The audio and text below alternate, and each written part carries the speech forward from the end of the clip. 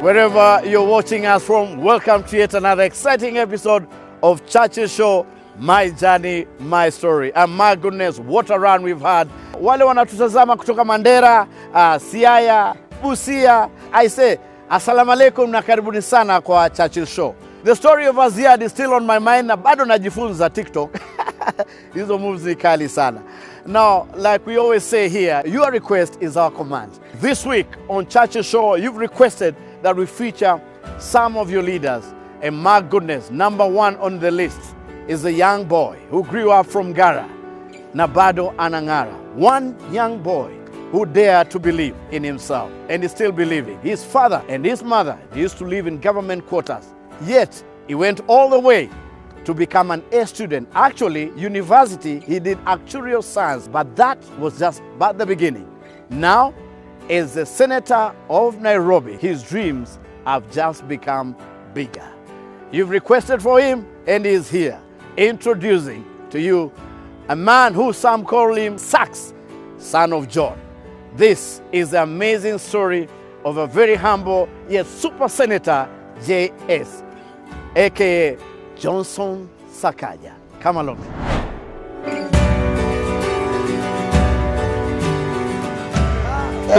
Hey bro. Umefika hapa? Nimefika mazee. Nilikuwa nakupiga. Karibu sana. Umefika? Yes. Asante hizo. Welcome bro. Asante sana. Karibu home. Nice place you have bana. Thanks. Asante. Good to see you. Good to see you bana. Feels good to have you at my place. Asante sana. You're welcome. How have you been? Mzuri. Nasikia umepigwa jambo ya pili. Nimepigwa mazee. This second one ilikuwa na effect. Umesikiaje? A bit lethargy. Kafiva kidogo. But niko sawa. Hapo hata mimi naona kama tutapata kingine kapili. The only sad thing is most people hawajapata. Yes. I think that's something we need to work on. Wakenya wengi hawajapata vaccine. Ni kugu. Our numbers are low. Na pia watu waende where they are. Watu wanasema wazioni ziko wapi? Ama wataki kujua. We need to do a better job. Yes. But you're good. So we're consulted. Mimi niko sorted. Thank you so much for having us. No, great to have you. Wakenya wamekuwa wakisema tuletee super senator. Kabla nitajaribu. Really? You're out of the country. Karibu sana. I was away. I just came back 2 days ago. Nilikuwa States. Yes. Kwanza huko, they even bribing people to get vaccines. Wanasema free Uber ride kupata vaccine. Get a vaccine upate burger. They have excess. Uko ziko excess. And us watu hawajui pale kupata.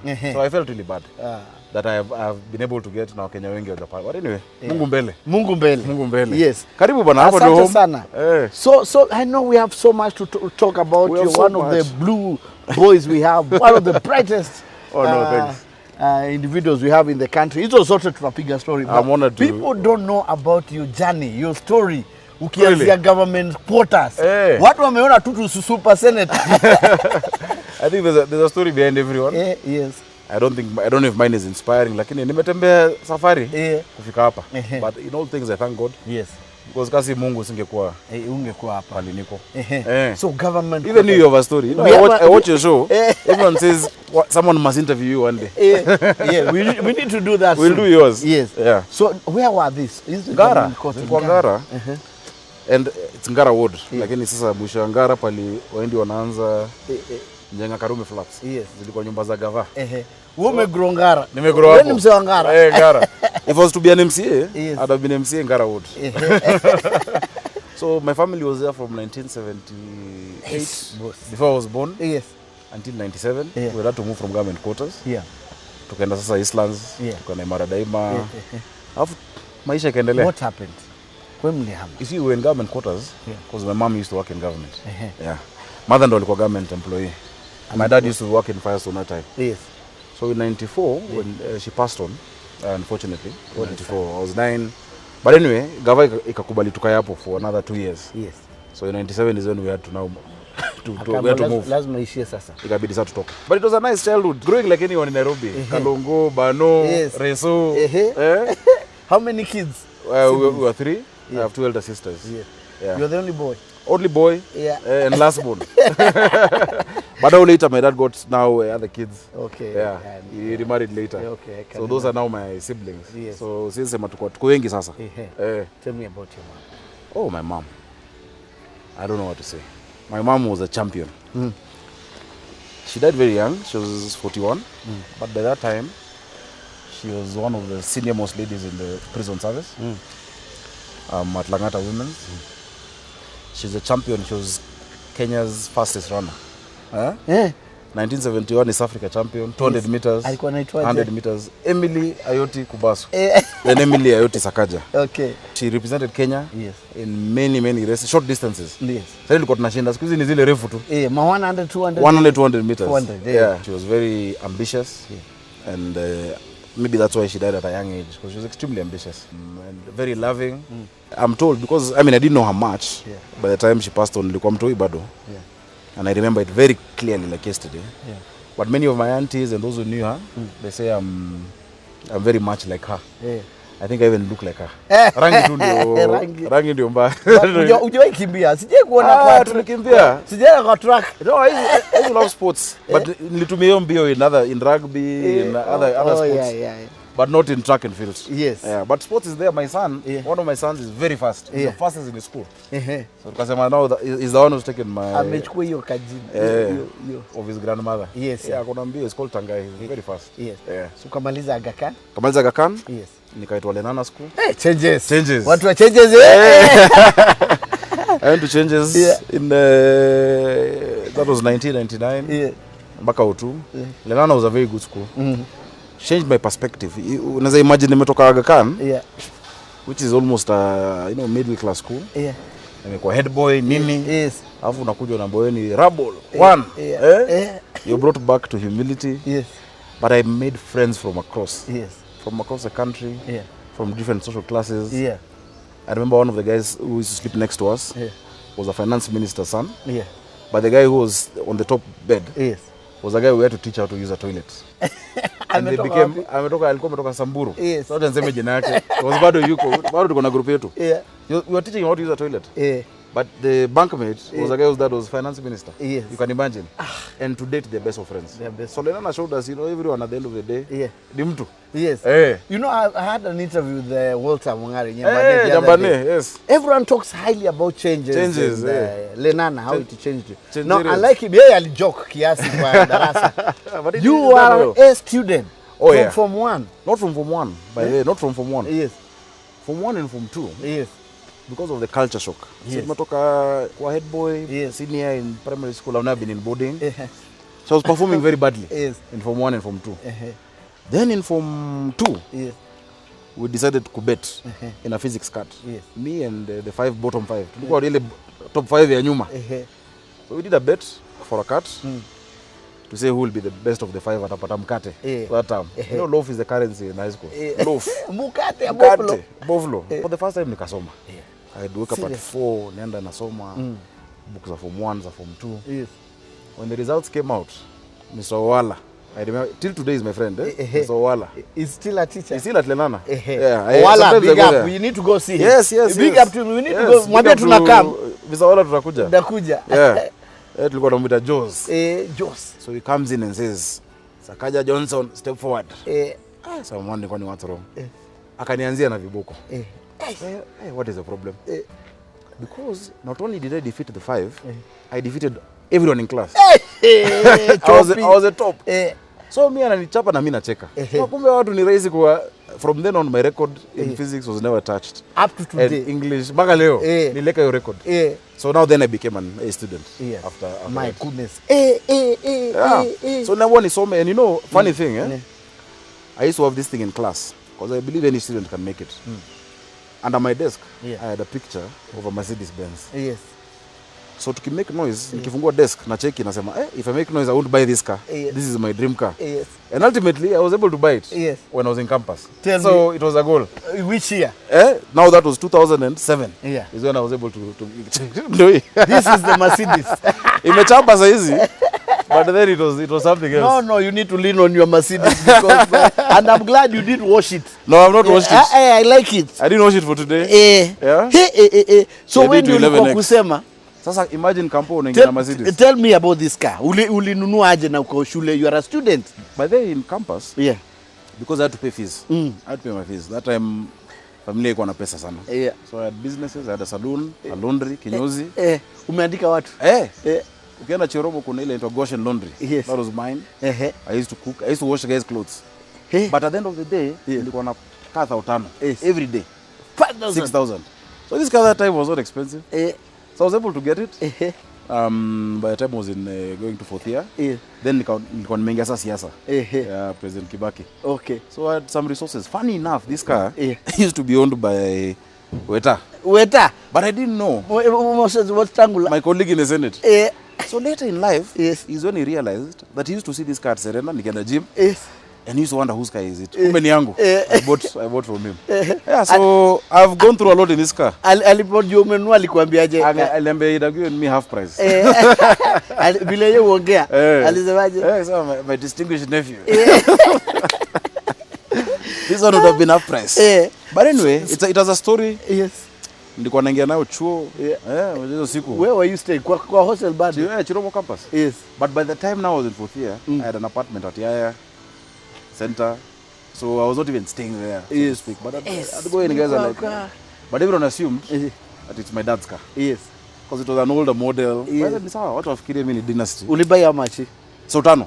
That time it was 500,000. 500,000, even now that's a lot of money. Imagine. It was 500k in 4th year. Na inafanya kazi. It's automatic. Ni vile imelala, but I'm going to revive it. Let's revive it. It's automatic. Sasa imechapa kiasi. Mbona ilikuwa na ngoma. This car revive it. I've gone with it to Uganda. I've gone with it everywhere. Mama ulimpata na hii gari? See. Nilikuwa na park hapo, nafungua sunroof. Yes. Tunaangalia stars. Yes. Yeah. That's nice. Iko na sunroof mpaka? Iko na sunroof. But this sunroof has a story. Yeah. Tell me that story. Are you seeing? You're seeing it is sealed. Yeah. Yeah. Imefungwa na silicone. Yes. Kuna wakati nilikuwa nimeenda, I was going to Nakuru. Yes. It had been loose, so nilikuwa nimetengeneza. So I'm driving to Nakuru. Suddenly nasikia watu wanahoot. Nasikia baridi juu. Kumbe the sunroof had flown. Imetoka kwa barabara. So guys are hooting for me to go pick my sunroof. So I turn.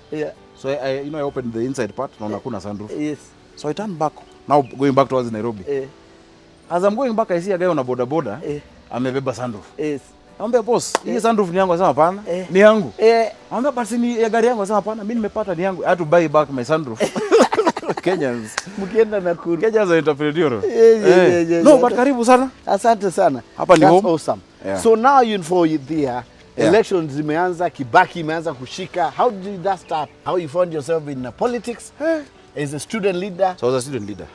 Initially, I became a student leader. Because I needed to pay fees. So all these biasharas I'm talking about, as a student leader, you'd get an opportunity to set up a business and not pay for your hostel.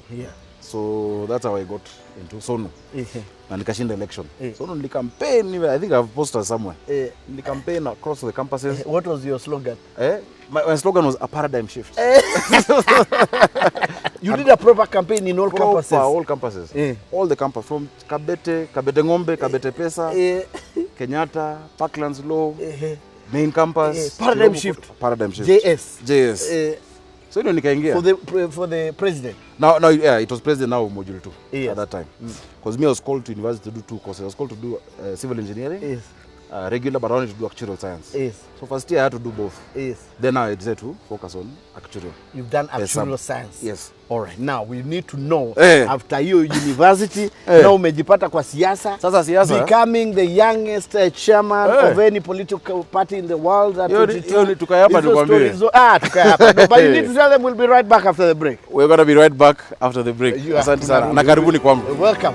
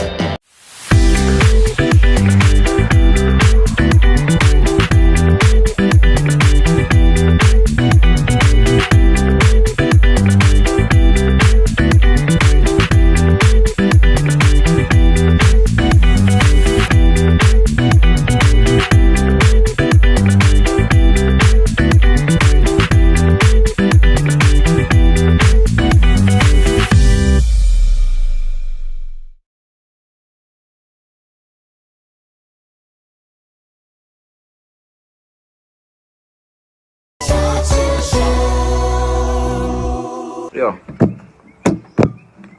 Give me a bit. Yo, my name is Tangai Sakaja. And my name is JB Sakaja. Hey, and I'm Super Senator Sakaja. And we are the Sakajas. We came plugged in like a charger. Na kuna vitu tunataka kutaja.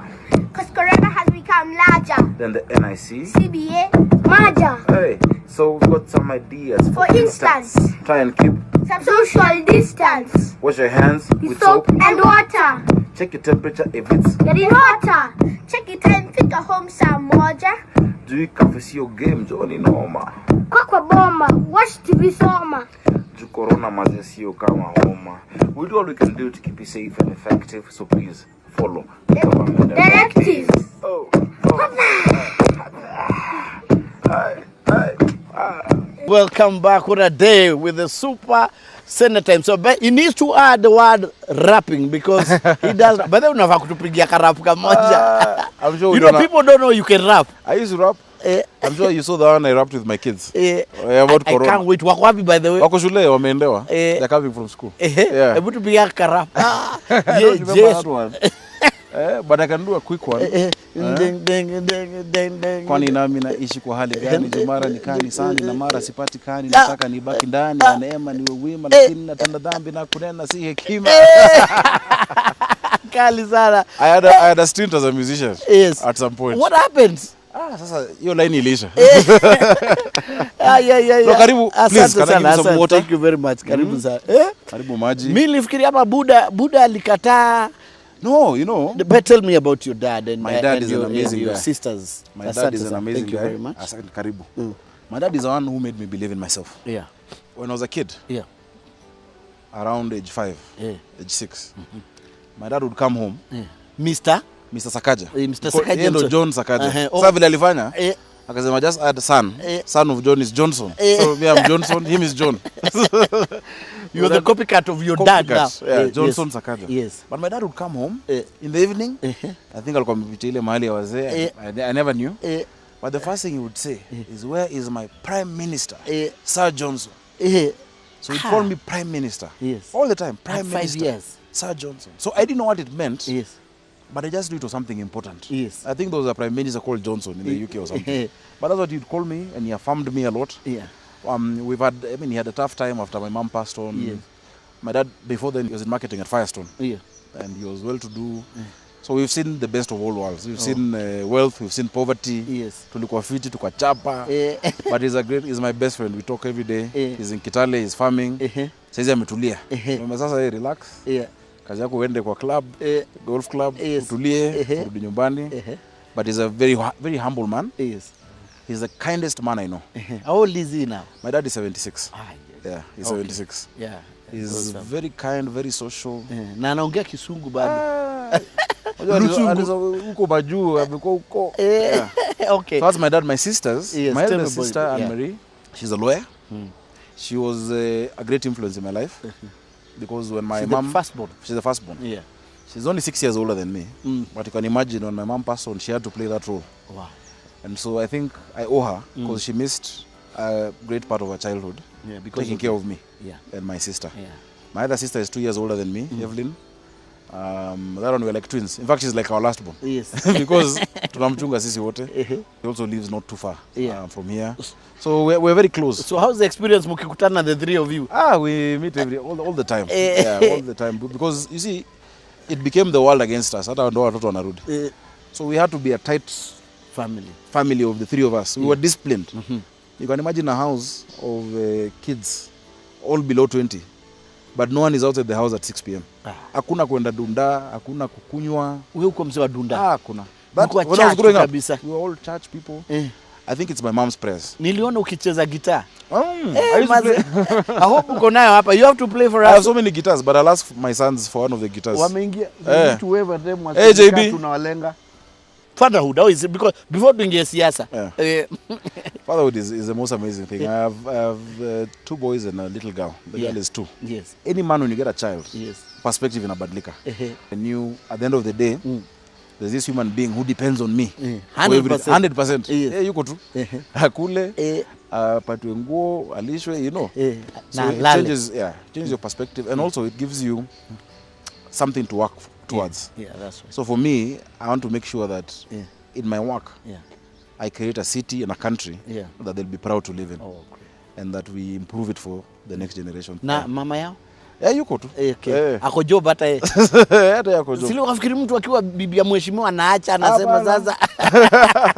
Hapana, na struggle, but yeye anakuanga chini ya maji. Yeah, that's nice. What I normally do, I like giving my family privacy because That's nice. I like them having the luxury. Mimi ndo sina hiyo luxury. Wewe una luxury because ulijilitumbukiza kwenye siasa. Now how did that happen? TNA. So before TNA, as I was telling you, when I was in campus, see now I've become a student leader. But now in church where I was, there's this lady called Ndenya Masiuko. Yes, I know Ndenya. Ndenya of Orange Company. The Orange, yes. Ndenya now, who was also a great mentor. Yes. And we're in the worship team together. Yes. So Ndenya tells me, hey, there's a guy she knows who's looking for a driver and a PA. Yes. So me, I was looking for any way to make money and any way to pay my fees. Yes. So this guy happened to be the director of youth in President Kibaki's campaign. I met him just here at Alfajiri. Yes. He did an interview. Ngatia. Ngatia, so unajua Ngatia? Yes. Ngatia Patrick. Yes. We call him director. Yes. He was my boss. And he's still my boss, even though he had to work for me a few years later. But he's always my boss. And so I worked for Ngatia. I started as a driver. How was the interview? Alikuulizaje? So he just looked at me. He asked me why I've gone to school, what I'm doing. I told him I'm in student leadership. Then he asked me, because he said, you look so humble or quiet. Kukiumana unaweza piga mtu. I told him I don't like violence, but if it need be, nanyorosha mtu. Because hiyo na pia ulikuwa unacheza rules. He gave me the car keys. Akanipatia kifungu ya gari, alikuwa na premium. Hizo siku. So tukaanza na premium, nampeleka mkutano. Premium ndio ilikuwa kusema. Hiyo ndio ilikuwa kusema. 2007. Then after that he moved to a Prado. Sasa when I drop into a meeting, I drive to campus in that Prado. Mambo mbaya. So I moved and became his PA. So when I became his PA, we started Vijana na Kibaki. And Vijana na Kibaki, I was very instrumental. So I kept going up the ranks. Ultimately, I worked very now closely with President Kibaki. Just from that quick journey of like 6 months. At that time, you were very young. I was young. I was like 21 or 22. Na Kibaki alisema aje alipokuona mara ya kwanza when he was introduced to you? No, the first time, and it's very interesting. The first time I met President Kibaki was during the 05 election. And I just a group of students. That time I had been in Orange. I was supporting ODM and saying no. But I saw a very different man, very humble. What you see on TV is not what President Kibaki is. He's very knowledgeable. And so the next time we meet him, he asks us, what is the GDP of India? None of us knew. It was that time 6.9%. He said, now, if you grow by 6%, can you tell? I said, no, I can't tell. But you'll feel your trouser is getting short. Nguo inakuwa tight. He said this country of Kenya is growing at that percentage, but people are saying it's a lie because you have slums. So he asked, what is the fastest growing city in India? I had seen the Time magazine. It was Mumbai. Mumbai, yes. And he said, yes, people are saying we have slums and all that, but it's growing. So he said, now, me, I've been president, I've been a PS, I've been an MP. I started when I was 32. Kibaki sasa anasema, Mzee Kibaki. Right now I don't want anything for myself. I want it for you guys. Ukipatia mpishi kazi ya kupikia for 1 hour. And you know I used to talk. Sasa ukipatia mtu kazi akupikia. But in that 1 hour apate nyanya imeoza, abadilishe. So the 1 hour is reaching. He's not finished cooking, but you can smell the food. Will you chase him or will you let him finish? Amalize. Akasema simwache nimalize. He sold, that's our sold. And that's how I started working with President Kibaki. And I realized he was an amazing economist. And what people saw, the public persona, is not what he was. So after that, after the election, you know, there was drama, there was violence. I think one of the darkest moments in this country. And for me, I've always had a vision and burden for Kenya. You know, all through school, public speaking, being a prefect, all that. At a church, being a leader. But I started now working through a lady called Nancy, who was President Kibaki's political affairs director. You know, she'd give me work to do. Sema, Sakaja, why don't you do for me a 2-page? Now people know her as Onamuranga Deep State. But for me, she's just mom. Nancy. For me, she's just like mom. Just why don't you do me a 2-pager on this issue? I'd go, I think about it, namchorea. Namchorea, 2 days later, I see President Kibaki is saying it. She does me something else, I get 50K, 100K.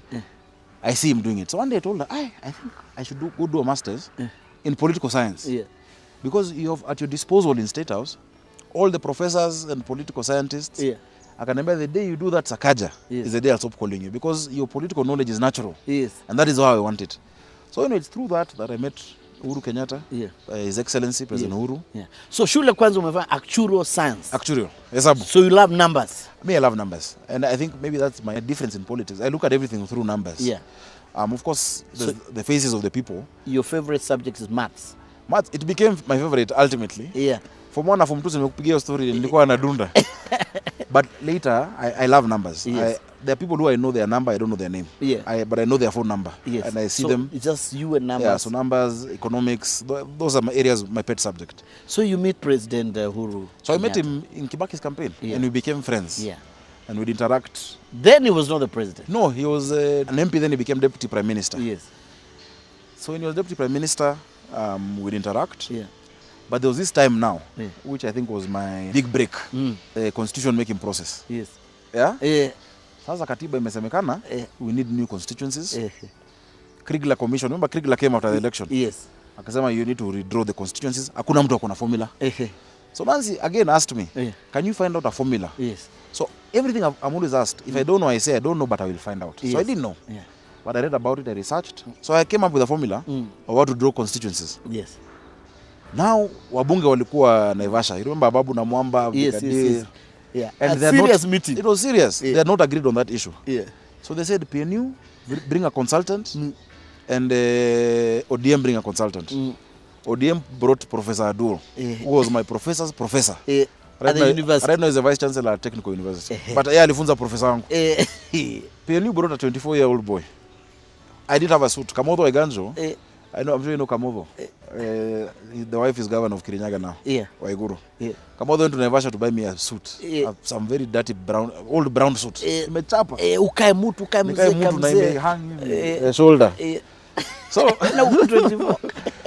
so me I had my formula.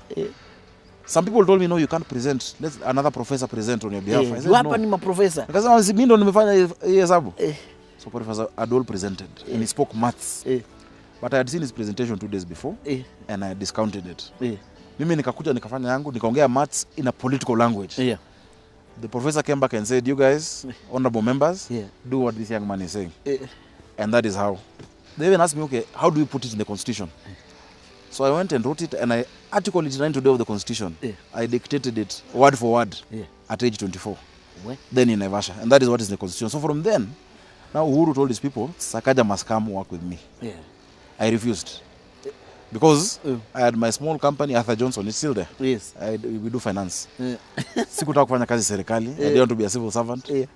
So anyway, he insisted. He told them, if you don't get this guy, nyinyi pia muinue. So we went. He was in Kanu. Kwanza kufanya kazi na yeye. But the thing that was best with us was we just became friends more than a boss. In fact, I can count the number of times we spoke politics. He'd come home, I'd go to his place. We talk about family. We realized my mom used to race. When she was racing, she used to race with his sister at Kenya High, because my mom was in Kenya High. So we just developed a friendship and a bond. Then akakuwa Kanu. Alikuwa Kanu. Yes. Tukamwambia Kanu haiwezi. Kanu will be difficult to the people. So we were given the task to think of the political move. We found a mzee called Nginyo Kariuki. Had a party called NAP, National Alliance Party of Kenya, which we went and we changed the officials. But now the slogan or the acronym, short form is NAP Kenya. Tukasema, hii akina Raila watasema we want to take a nap. So we couldn't have NAP. So we said, okay, National Alliance, NA. Uhuru said, no, not applicable. So then I remember it hit us. I said, no, why do we put article V? The National Alliance. And the rest is history. TNA. I remember tukikana Bruce, we're doing advertisements about the slogan with Moses Kuria. We sat there, steam ikapotea kwa Bruce Odhiambo, the late Bruce Odhiambo was your friend. My great buddy. So, and we said, every Kenyan wants the same thing. So what is the slogan? I believe. So we came up with the slogan, I believe, and we launched a party on the 20th of May 2012. Kenyans have never seen we've never a seen party, a launch like that. It was young people. And I credit, you know. And the Dove. And the Dove. Sikanu ilikuwa Jogo. And we said Kenya for 50 years has been a Jogo scratching the surface. Now it is time to take off. And we want peace. So what shows Take Off and Peace? The Dove. And then the Red, the Vibrance. Yes. I was one of the oldest officials. The rest were young, apart from Onyangolo. The rest were young people. We believed in the beauty of the dreams of young. And I must credit President Uhuru. Because he was 50 years old then. He trusted a 27-year-old. Yeah, me, I'm 36, but I don't think I have the same kind of trust he has at that age. And I thank him so much for believing in us. For believing in me and believing in us. So tukaendelea, we had to now bring together TNA and URP. And you remember when we launched TNA? It was 4 guys who spoke. Olo, myself, Eugene Omalwa, and the president. And the president. But now we wanted to win. Sasa, see, I took all these MPs and all of them went to Naivasha. And I was doing a presentation on numbers. As always, I'm the guy who does the numbers presentation. So when I do the presentation, I tell them for us to win, and not to be tribal, but that's how sometimes you look at the numbers. I said we need at least 60% of Rift Valley. Wakacheka. They laughed. It was unthinkable. How do you work with Ruto that time? So they laughed. They said, now this kid is a joker. So when they finished laughing, I said, honorable members, if you have noticed, this presentation, the number has not changed. Numbers don't The 60% is still 60%. You've never said this anywhere. I've never told anyone this story. You know, Jay-Z says, men lie, women lie, numbers don't. Numbers don't lie. So that evening, I remember President Uhuru, now then he was DPM, called me to Zoom and said, Ebu nionyeshe kitu tena. And we went through it, At that time, he had thought Eugene Wamalwa. At that time, Eugene was supposed to be the running man. The running man. Yeah. But that changed. Ebu nipeleke, show me the numbers. Step by step. Nikaonyesha hivi ndo census imesema hivi. Hivi ndo voters, these are the age groups, these are the different provinces. You need William. I told him you need William. They were friends, good enough, they had a personal relationship. And they were really, and this one, no matter who disagrees with me, I can tell you, President Uhuru Kenyatta and William Ruto were very sincere about creating peace in this country. In fact, at some point, it was not even about the election for them. It was about communities that have fought since independence, since 92 clashes. Zikuja pamoja. It was very genuine. And that's how we formed that now Jubilee coalition. Sasa baadaye usiniulize. But then ndio ukawashikanisha sasa. So it was, and we just became all buddies. Many times it would be 4 of us. William Ruto would be with Nixon Korir, myself with Uhuru. Tunatafuta kwenda kuleta t-shirts, nini. You know, and the team now became bigger. We now moved to the party. I left the communication office, which I had set up the comms office with Akina Itumbi and the rest. I got them. And they're also amazing guys. I think the rest is history. The rest is history. Sasa ikabidi niingie bunge. Na hiyo pia ni kesi nyingine, ikakuwa kesi. You still talk to William? Yeah, no, I talk to all of them. Yeah. You know what I DP, believe? I believe that politics must never be an enmity. Today, if I need to talk to the Deputy President William Ruto, I'll pick my call and I'll talk to him, and he'll pick my call. And he calls me. The President, if I need to reach him, I'll message him. And he'll call back. Ni rais upigi ovyo ovyo. I'll message him. He calls back. I'm grateful. We were discussing earlier about Benja. He gave me $1 million for Benja. Tinga gave me $1 million for Benja. I talked to Tinga. I talked to Musalia, who right now I think is the guy. All of them, I have a relationship that is respectful because I see them as that generation of leaders who are mentoring us. One day my generation will have its time. And during our time, we don't want to create an enmity. I was so happy to see, like Musalia went for William Ruto's daughter's wedding. Because when it's family, when it's let us never make politics enmity. So even now, what don't get now. That's no, you never know. You could be there. This country, let me tell you, we're only 586,000 square kilometers. This country has enough for all our needs, but not enough for our grid. There is no big difference. You know, the dream of a Kikuyu is not opposed to the hope of a Luo. What a Kamba wants for their child is not different from what a Mijikenda wants for their child. Our dreams are the same. Our ideas are the same for our children. We want the same thing. If itangine kusema, oh, this community is bad, this guy is a bad person, has no place in this, and that's not the future. The future I believe in is where we'll see each other without thinking of tribe. Without thinking of which is the community. And where we can give these kids, like my kids, your kids, everyone's kids, the same chance at life. That is Kenya ambayo tunaenda. And that is the Kenya we need. And I need to hear about you, Kenya tunaenda. I want to hear you, Senate I want to know kama bado unaongeaga na my brother Sonko. Yes. And what happens in the lessons on jifunza kwa politics. We rap some more, you play some guitar. Every generation has its own. It has its Joshua. All right, we need to go. We need to take a break. You need to wrap us out of this. This is very deep. We're glad you could join us. Wambi will be right back after the break. We're going to be right back. I thought it was going to be a wrap. After the break, next time. When we come back with the Super Senator Johnson Sakaja. Yes. We'll be right back.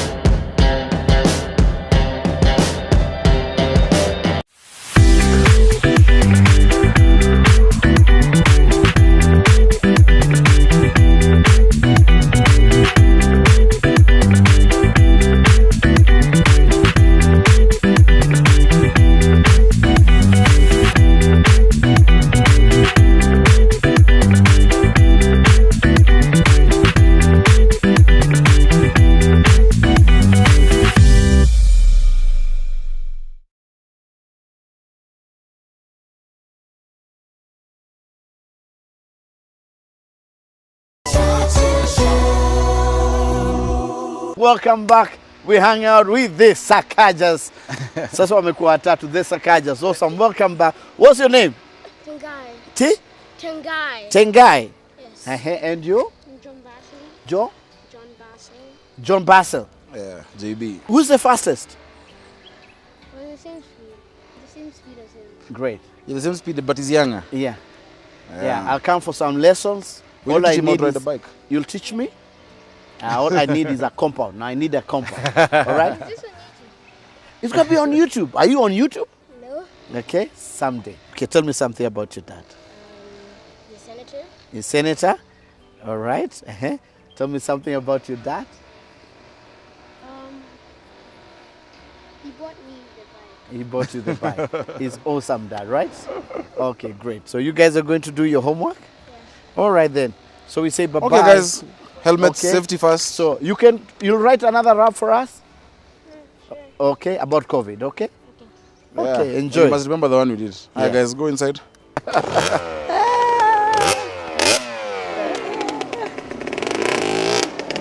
Okay, bye. Why did you decide to buy the bike? That's your border. You know, Yeah, they were selling you when we were kids, yeah, where we stayed, yeah. in there in Parklands, Ngara. Yeah, Our neighboring estate, yeah. ilikuwa ya Wahindi, Uh-huh. and the fence was see-through. Yes. So those kids had bikes, Yeah. but us we didn't. So we used to go to the fence, tunaangalia, Yeah. tunasikia tamaa. Yeah. So I said, my kids must.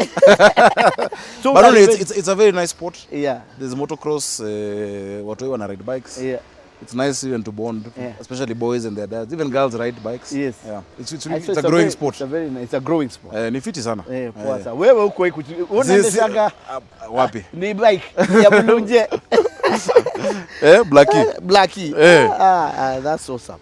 So now uko kwa siasa. How is it? By the way, how's Mheshimiwa Sonko doing? Sonko ametulia. Yeah. Sonko is a friend. You know, I feel bad for what he's had to go through. Yeah. And of course, everyone knows that for a long time we weren't seeing eye to eye. Because when he got in, he felt I'm an opponent and I had not declared anything. Yeah. So I let him do his work. Yeah. But towards the end is when he started coming back and we started talking. And I felt that, really, he has gone through a lot. He has gone through a lot. Yeah. And with power, sometimes you must always know how to manage power and manage those who are powerful above you. Yes. So I think he has a kind heart. Yeah. He has a heart for the people. And always tell him he might be down, but he must not see himself as being out. Yeah. There is a future. Yeah. There is a future somehow. Yeah. So sasa ametulia tu. Mnaongea? It's been a few weeks kabla tuongea. Tujaongea, now atukutani kila mahali. I'm traveling. Yeah. But if I need to talk to him, I'll pick up my phone. Okay. I'll call him. We'll speak. You come from academic point of view. Yeah. Sasa umejiingiza kwa siasa, senator. Yeah. Kila siku MC unapeleka motion serious. How is that? Me, I was always a technical person. I never thought I'd get into like elective politics that early. I always wanted to be in. Yeah. When I was a kid, I used to say, then my dad used to call me prime minister, so I said I want to be president one day. Yeah. I remember when I was 8, I wrote it down, and that was my vision. Yeah. So for me, fortunately, since nilianza at 19 campus and then whatnot, there's not been a culture shock. Yeah. So I'm not mesmerized by power. Yeah. And I try hard not to let it get to my head. Yeah. Kubaki tu kwa mtu wa kawaida. Yes. But it's nice when you do something that changes people's lives. Yes. You know, when you bring a bill and it becomes a law and you see a difference in it, because I believe really what we must do is to make this country better. Yeah. To make Nairobi better, a place of opportunity. And that really is my vision, that we can do that with our city. Yes. Nairobi is the only frontier that we have left on this continent. If you look to the west, you see, first of all, worldwide, the only... Mwananchi wa kawaida, you ataelewa hiyo. Mwananchi wa kawaida lazima elewe. You know Nairobi, if you look at the continent of Africa, first of all, tuanzie huko, alafu tukuje kwa mwananchi. Nigeria and West Africa are mineral rich, even South Africa. Na watu wamejaa, there are 180 million people, wako na mafuta, wako na gold. We don't have any of that. Our best mineral, our best resource is above the ground. It is the people. So Nairobi inafaa kwa pahali ambapo if you have a good idea, and that's why I don't like this issue of tribe. But we deal with the tribe issues. So long as someone has content, Nairobi should be the place ya opportunities, nafasi. Kila mtu aweze kupata nafasi. And for now, what people are feeling is there's nothing in their pocket. So, that's the reality. You know, so even as you're doing projects, you must mix between how do I create opportunities for young people, for women, for employment. And that's what I've been doing all this time as an MP. Ile mambo ya 30% I did, but I'm not an implementer. Mimi si governor, mimi si minister. Kuna tulikosana na gava sana. Tulikosana, hiyo ilikuwa mambo ya formula. So you see now, I want to get to a place where I can execute the laws I've done. You see, and that's why I'm going for governor of Nairobi. You're going for governor? I'm going for governor of Nairobi. When? 2022. 2022? Yes. Because now we must make this city of ours that shining example of what it means when you give people an opportunity and a chance at life. A working Nairobi. Nairobi must work. Mtu atakuuliza, then what will you change different? Bad is there? No, you see, bad is there. And NMS is doing a good job in many respects.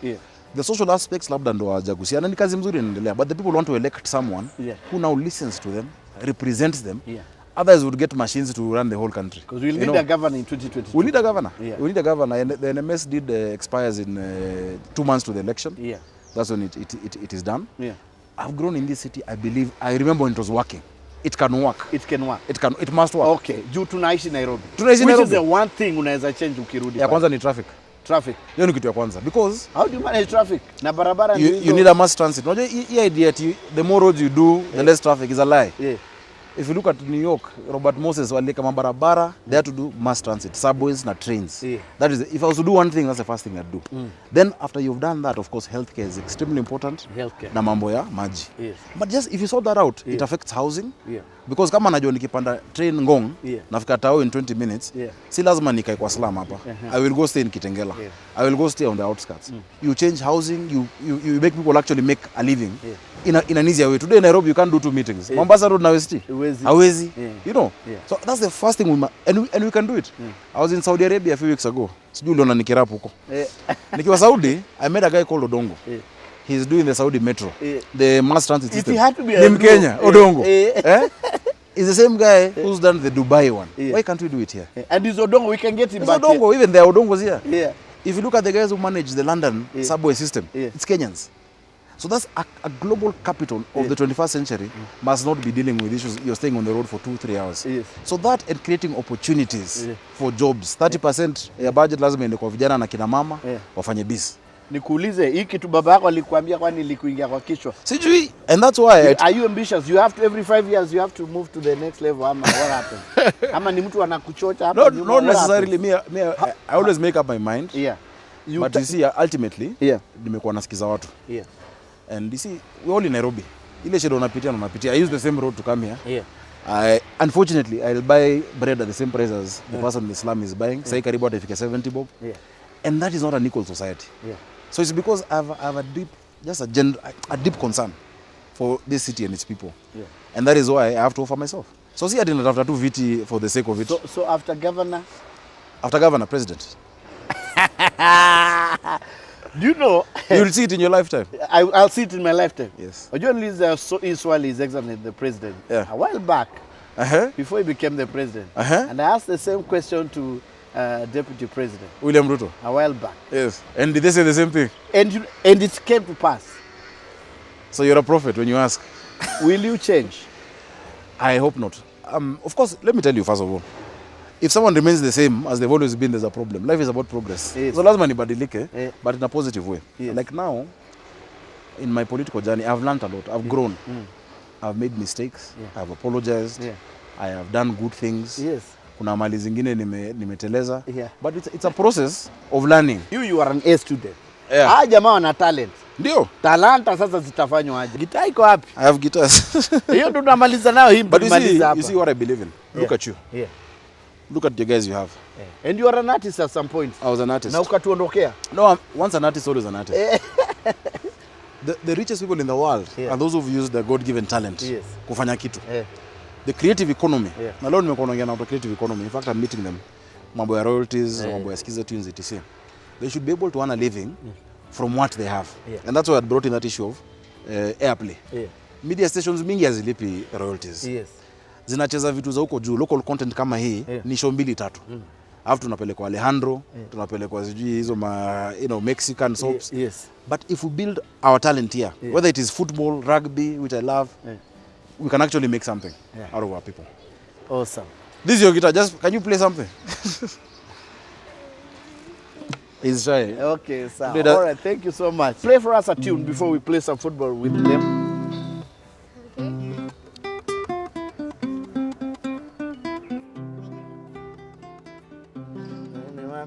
Wakati ulio mwanamke mrembo akaleta sara kuvunja vikombe kuvunja sahani.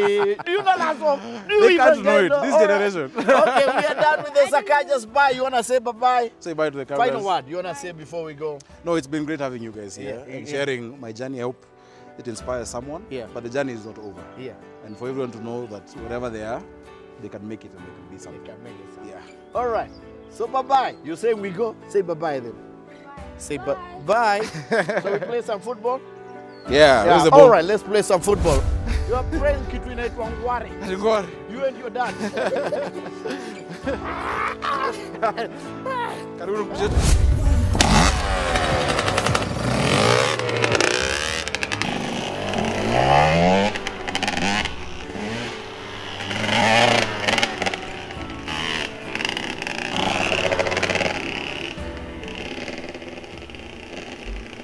Okay, I agree. Lesson number 1, I need to get a compound.